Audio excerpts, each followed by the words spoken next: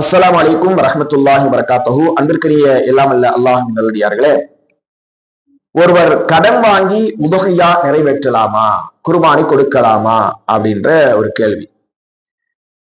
இதை பொறுத்த வரைக்கும் இமாம்கள் நமக்கு என்ன சொல்லி தருகிறார்கள் சொன்னால், கடனை திரும்ப தருவதற்கு சக்தி பெறக்கூடியவராக இருந்தால், திரும்ப அந்த கடனை ஒப்படைப்பதற்கு வேறு வழிகள் இருக்கிறது, அதற்கு சக்தி பெறுவார் என்று சொன்னால் அவர் என்ன செய்யலாம், அந்த உதகையாவுடைய அந்த தினத்துல கடன் வாங்கி அவர் என்ன செய்யலாம், உதகையா கொடுக்கலாம், தவறில்லை என்று என்ன செய்யறாங்க இமாம்கள் நமக்கு சொல்லி தருகிறார்கள்.